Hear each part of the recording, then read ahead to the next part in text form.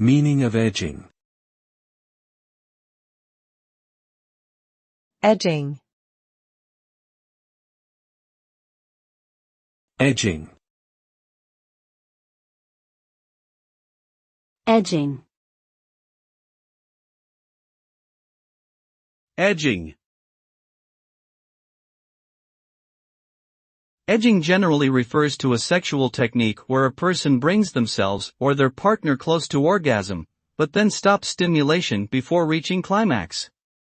This process is repeated several times before finally allowing oneself or the partner to reach orgasm. The result of edging is often described as a more intense and pleasurable orgasm, as well as increased self-control and mindfulness during sexual activities. However, it is important to communicate with one's partner and practice safe and consensual sexual practices.